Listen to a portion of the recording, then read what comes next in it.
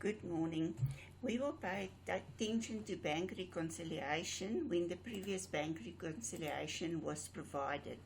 If we look at the bank recon that they gave us for the previous month, it was on 31st of May. We are doing the books now for June. So it means those three entries that we wrote down in the previous bank reconciliation must be done in the current one to indicate that they've done these additional entries. If they don't appear on the current bank statement, you will have to contact the bank and then you have to show it on the next bank reconciliation again.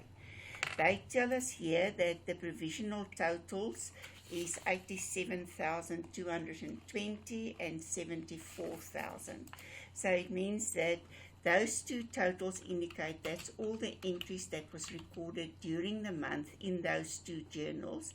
And now we will start with that total and just do additional entries for the corrections of entries that was not done. Okay, the following appeared on the bank statement, that deposit of 30,000, so they've recorded that one. And then there is an error of 3,600 that was corrected. And the outstanding EFT for 22,900 reflected on the bank statement as 29,900, and the bank statement is correct. So it means if we recorded 22,900 in the bank recon at the end of the previous month, this is the amount that we obtained from our cash payments journal. So we recorded it as 22,900, so we have to add an additional 7,000.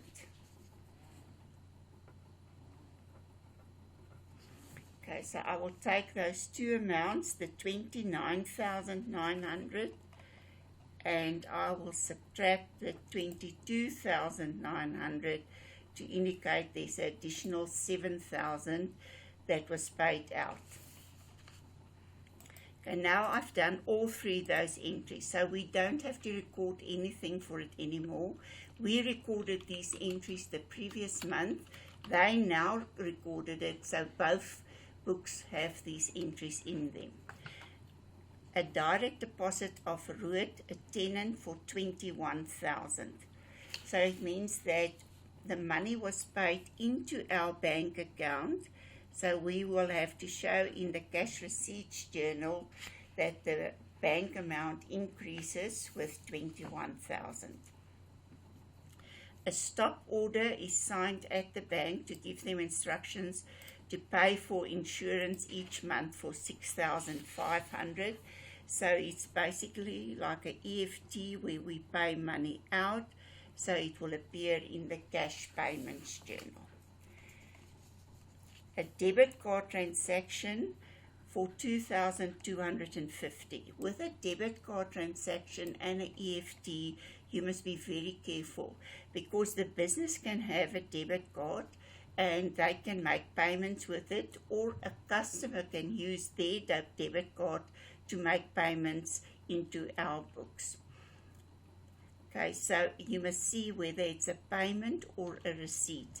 A debit card is linked to your normal bank account, so as soon as you use it, the bank will immediately transfer the money from your account to the account who must receive the money. For 2,250 was received, so from Anisi for payment for equipment purchase. So we bought equipment 2,250, so we will have to show under payments 2,250. Bank charges is for all the expenses that we pay to the bank, except interest must always be kept separately. The bank reflects a favorable balance of 10,700. Now remember, in our books, a favorable balance will be in the bank account on the debit side. On the bank statement, a favorable balance will be on the credit side. Because their books increase on the credit side, they treat us as a liability. in our books, the bank will increase on the debit side and will decrease on the credit side.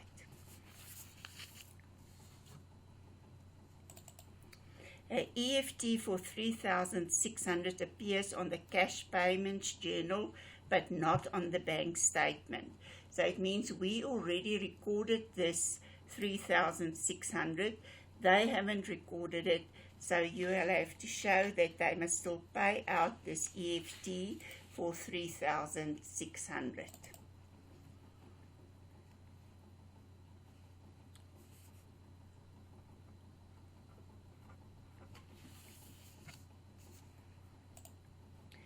The EFT payment for 10,500 was made by Protea Florist for the monthly rent. So they paid money into our bank account, 10,500, and the bank still have to show this 10,500, so it will be recorded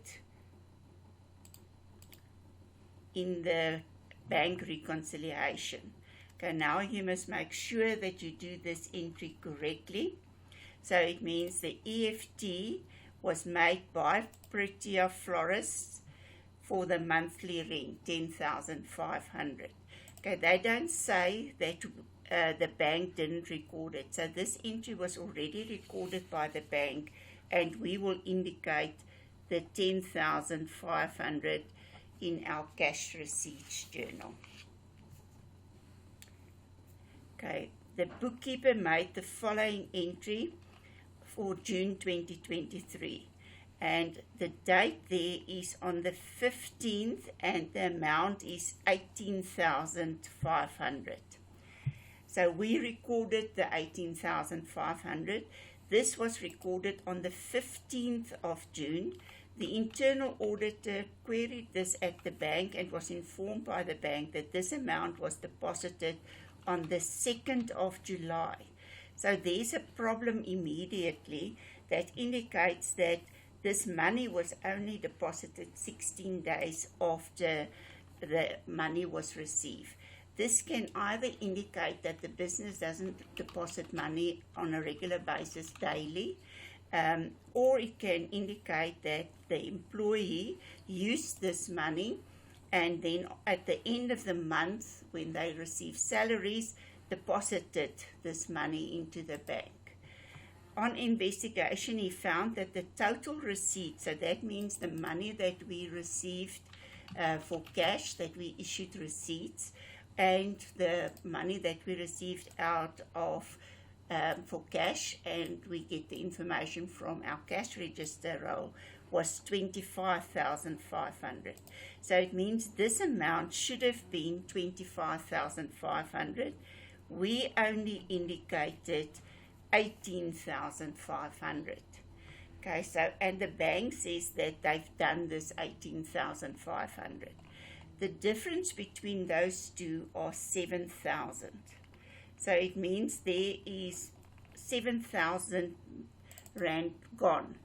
The bookkeeper must have taken that 7,000. It will not affect the entries in our books because we didn't deposit it. It will not affect the entries in the bank recon because the bank didn't receive the 7,000. We will have to record a journal entry to indicate that 7,000 was lost due to theft. Okay, so if we look at our cash receipts journal and I add the figures, it gives me 118,720. And if I add the figures on the credit side, it will give me 90,820. So it means my opening balance here was unfavorable 2,300. Unfavorable means that it's a bank overdraft, so we don't have money in the bank. So it means I will show here the 2,300 opening balance. And if I do a T account for the bank, if we are overdrawn, it means that this balance will be on the credit side 2,300 in our books. Okay, then we look at our cash receipts and cash payments. So in the receipts, we received 118,720, and the payments was 90,820. So the cash receipts journal we will indicate is 118,720, and the cash payments journal is 90,820. Now, if we have a overdrawn balance, it means the balance is on the credit side, so I will also put that in brackets. And if you look at the bank account, you see that the balance is on the credit side, that's why it's negative. The checks are on the credit side, so that is negative, and the money received is positive. And if I calculate the balance here, it gives me 25,600. Okay, now this balance, will it come down on the debit side or the credit side? So it's very important to determine that the debit side is bigger than the credit side. So it means that we will have a debit balance. The side that's the biggest will always be the side that the balance will be brought down. And this balance brought down will then be on the debit side, 25,600. Okay, and I will show this 25,600 on the debit side.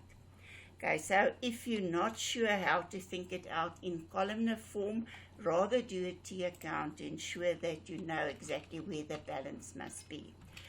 I have to look at my bank reconciliation now. If I recorded all the entries, the debit side and the credit side should be the same. So it means on this side is 29,200. That side is only 10,700. So there's a difference of 18,500. So I must now determine where did I make that mistake of 18,500. Okay, so there must be a deposit that was not recorded of 18,500 because it's not balancing. Okay, if we look at the totals here, all those there is where it appeared on the bank statement. So it means it can't be any of those figures there. EFT for 3,600 appears on the cash payments journal. We've done that. EFT payment, we've done. The bookkeeper made a mistake for an entry and recorded as 18,500. Now, what do I have to do here? This was at the end of June. The bookkeeper only realized on the 2nd of July that there is an amount that was deposited at the end of June but was only recorded in the books of the bank on the 2nd of July. We are doing the bank reconciliation on the 30th of June. So it means this 18,500 is still outstanding and must still be recorded by the bank. And now they've done it on the 2nd of July, so it means after they've done it, our books will actually balance.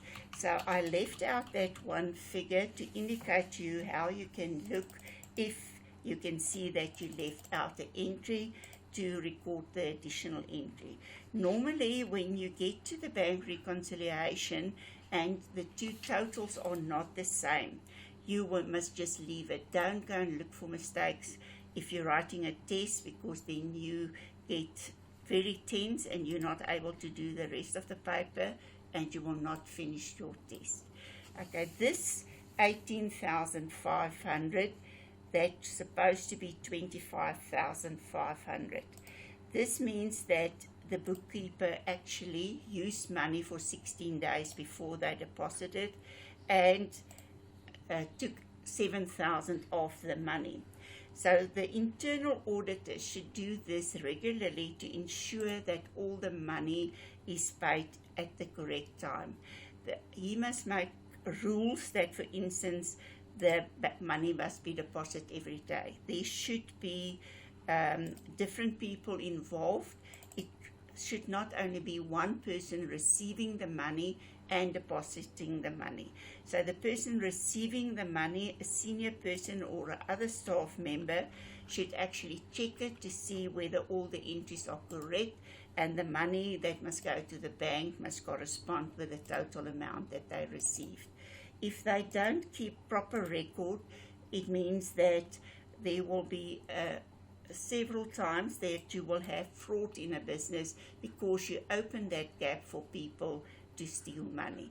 So it's very important to be able to answer the questions on internal control over cash to determine what can they do to improve the situation, what did they do before the time that created this situation, and you must also be able to answer any of the questions here on what you should do in business. Is it fraud? Is it right? Is it wrong? So you must be able to look at these questions and go in your textbook and make sure that you are able to answer this. This counts a lot of marks in the exam papers.